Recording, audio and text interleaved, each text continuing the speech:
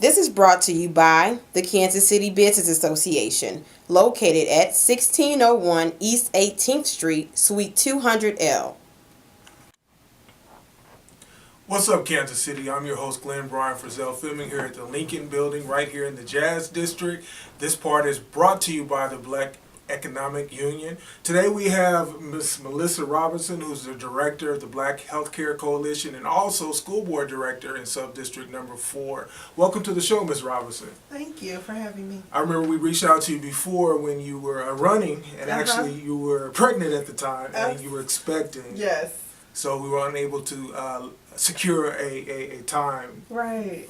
back then, but we're glad that we have you here now to talk to us a little bit. I understand that you recently had a school board meeting, and tell us about what initiatives came out of that. Sure. At our last school board meeting, the school district, approved an opportunity for the district to become a sponsor of charter schools.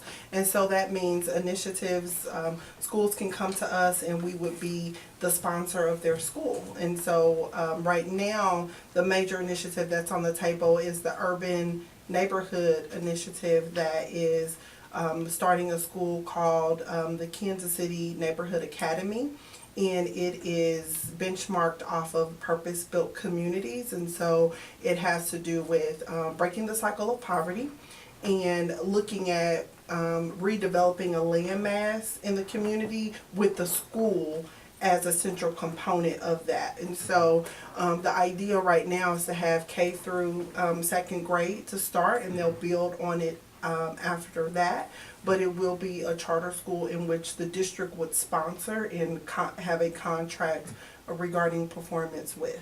Now, I understand that charter schools is kind of a gray area. Bring it up in past school board meetings, I know would invite controversy. Now, are you for this idea, this charter initiative?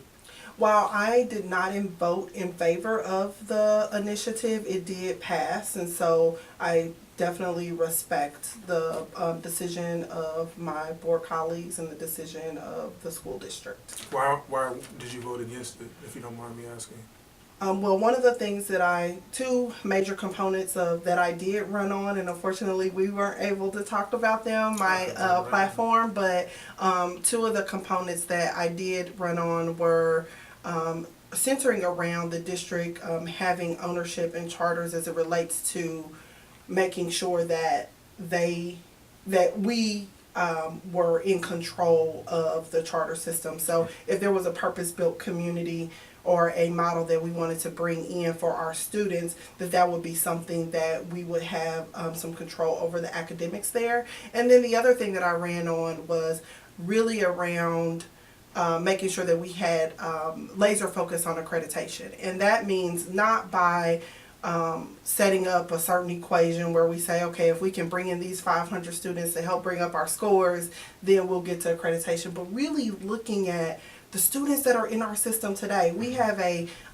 huge campaign within the district around, choosing KC and choosing KCPS, and really wanting to look at the families that have chosen KCPS and making sure that their children are performing at standard, at grade level, that they are proficient. And so I really, really personally just want the district to really focus on the kids that are there and making sure that they have what they need to succeed. Thanks for answering the question. We'll get to accreditation in just a moment, Ms. Robinson.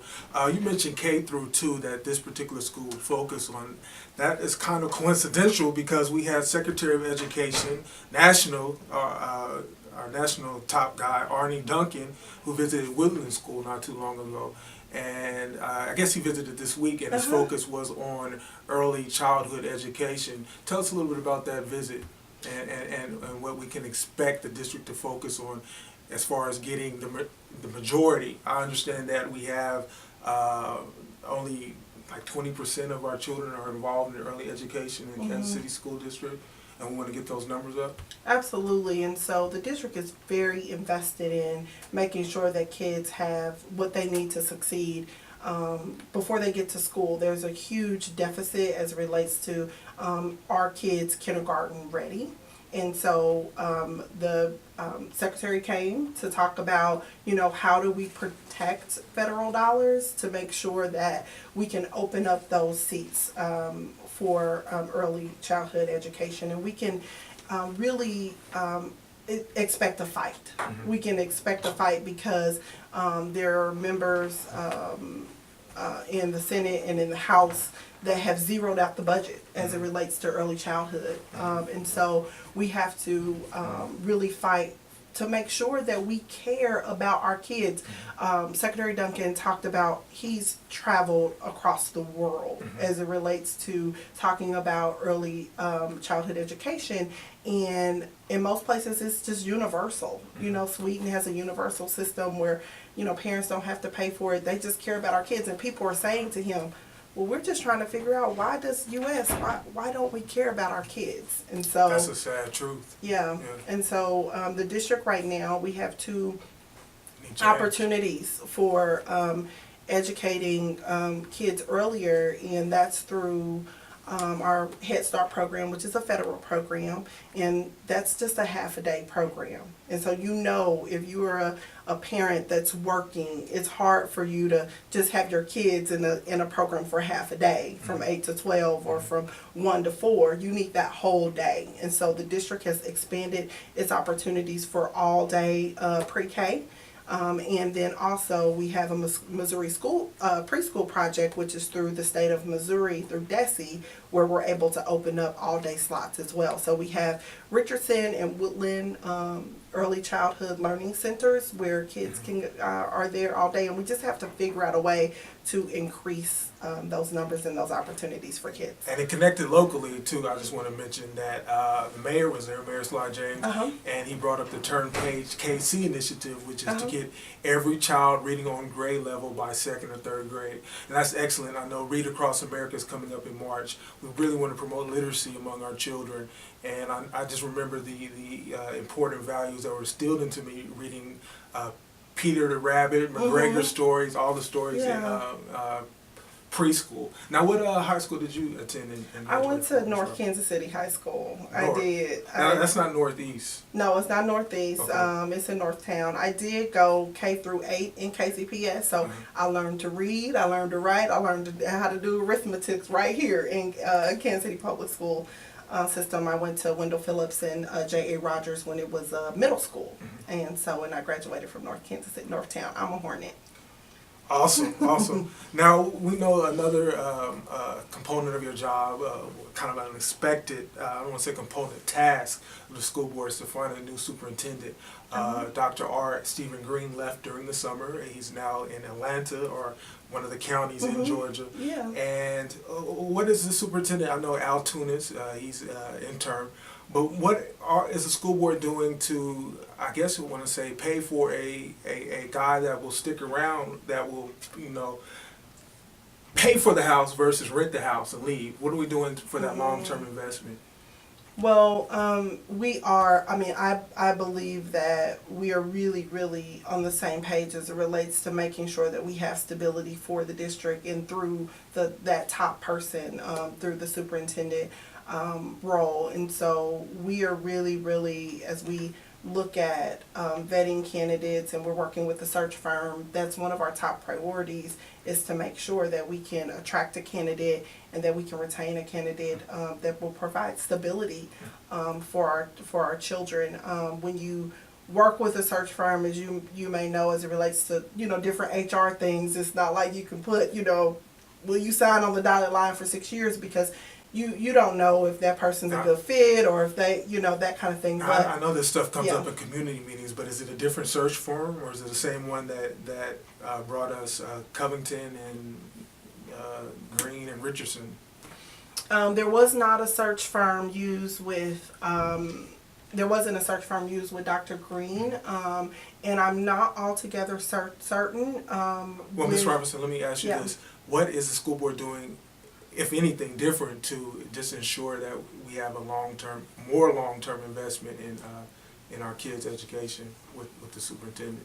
if anything? Yeah, I mean, it's a value, it's a goal. I think it's going to come up in a lot of conversations when we're looking at the selection process, but it's not something very scientific, you know, in terms of to say, okay, we're going to do this, this, this, and this. One, we have to be on the same page as it relates to valuing the longevity of a superintendent, and then picking someone who is really would want to invest and to stay around and making that right selection, but also retention is huge. And so how that superintendent interacts with the board of directors, with the staff, I mean, all of those things are huge, and it's about making sure that we select the best fit for the district and for our families and for our kids. Fair enough. Ms. Robinson, let's talk about accreditation as you brought up earlier. I know that the MAP scores fits heavily in on, what is it, the Missouri Assessment Program. Those are the initials. The annual performance report that's coming out in October. Are we optimistic about that report? And what are we doing to get up there with these scores from Academy Lafayette, the 80% efficiency rate? Well, I believe that the administration is working very, very hard to ensure that our kids are proficient in helping them with the deficits that may be present. In terms of being optimistic, because I'm not in a day-to-day role, I mean, I don't have all of those metrics. I know that some of the preliminary scores indicate that we have a lot of work to do. A lot of work to do in math and science. It looks like preliminarily we moved up a little bit in English language arts, and so part of the story is part of that starts at home.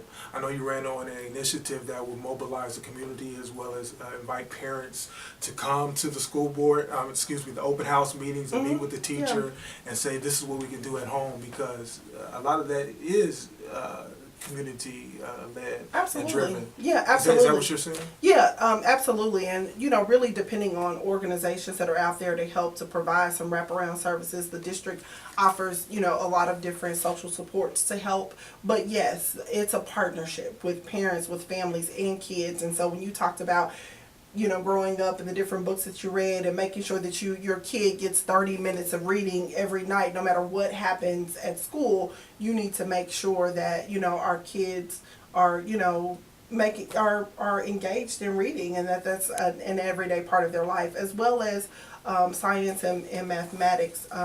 But a little bit of a background story is that the Missouri, we changed our learning standards.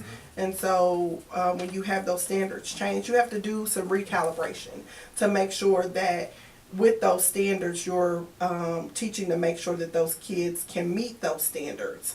So for example, when you go into a classroom today, when you go into a kindergarten classroom, a first grade classroom, even though you're not going to be tested to the third grade, you see a whole different curriculum than from when you and I were in school.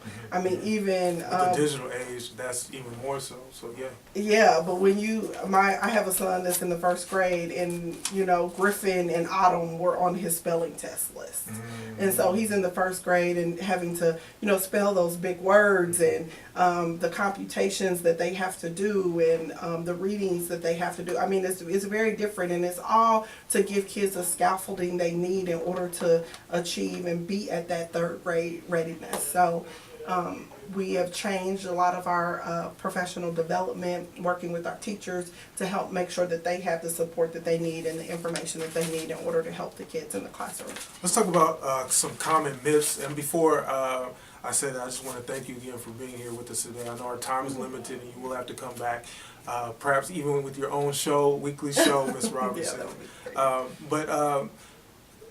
This is from an article entitled The History of Kansas City Public Schools, A Sad History of Kansas City Public Schools. And I just think that it talks about a myth or a misconception. And I just wanted to it involves schools that were closed. I just want to mention them and just get your reaction. One myth is that the KC's population dropped. That's why we had to close schools. Another myth is that enrollment increased at private schools. And another myth is that Judge Russell Clark's decision in the mid-1980s financially broke the district. And that decision, of course, was to invest in magnet schools. And I guess billions of dollars were poured into the district to attract whites back to the district, and it financially bankrupted the schools that were underpopulated at the time. What's wrong with the Kansas City, Missouri Public School District, if anything? What needs fixing? What's on the agenda?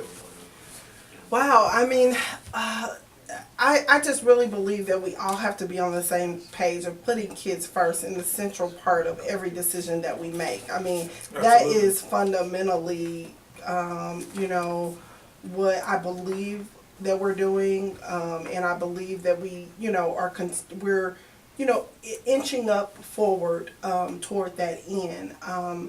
I believe that through my learning as a kid, that the family is the basic unit of society, and so what happens in families oftentimes are things that are happen outside in the community. So we have to just not only focus on the school, but we have to focus on where our kids are coming from and who is inspiring them, and making sure that they know when they arrive to school and when they're at school that people believe in them, that they are someone. And so I think that it is a very complex problem. It's not something that has a silver bullet or a magic pill that we can take to rectify everything that's happened wrong, you know, in the last 50 years.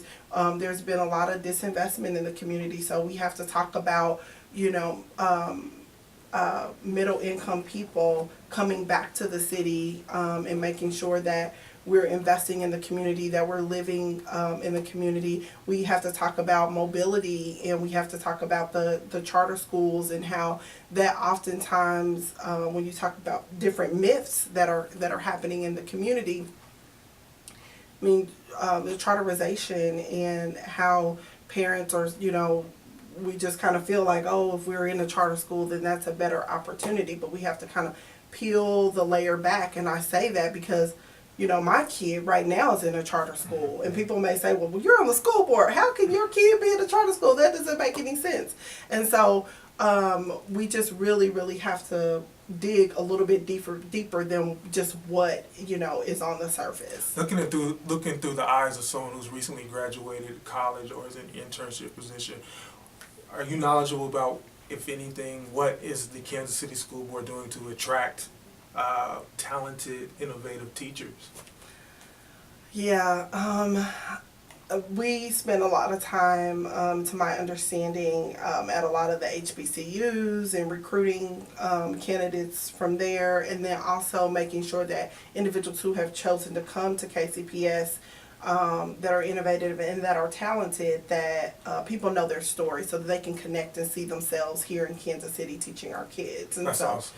That's awesome. there is a lot of work to do on the college level as it relates to advising and making sure that folks that are advising people into different fields, that those college counselors are talking about pushing people into the education system and the benefits there. Because I think that especially when you look at males of color, you know, when you go and you talk about, okay, what are the different majors and what, you know, what could be a best match, we have to make sure that people are aware that going into education and teaching is very rewarding. I think we have about 2 more minutes.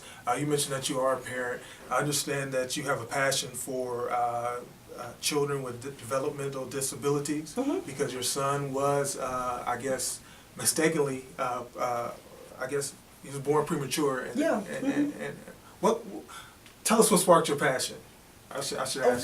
Well, just, I mean, I have 2 African American male children, and seeing generations of hurt and not having the ability to go to quality schools, and seeing what that has done, you know, in many, many different facets. I worked for the Anti-Group Against Crime for 14 years, so I saw the violence and what actually is the outcome when kids aren't properly educated, when they're not inspired, when they don't have people believing in them, saying, you know, you can do it, you can make it. But definitely, you know, having 2 children where I didn't all the way feel comfortable, like, about sending my kids to Kansas City Public Schools. And so instead of complaining about it, I feel like, you have to be a part of the solution. Yes, You have to get in there, you have to do the hard work, and you have to roll up your sleeves. And so for not only my kids' generations, but future generations, we're hoping that we can inspire a movement, especially in young professionals, to get involved, to do something, to be a part of the solution. I'm IFBB Bikini Pro Kat Williams, and when I'm not working out in the gym, I'm searching the web on Cascade Media and What's Up Kansas City. So make sure you check them out.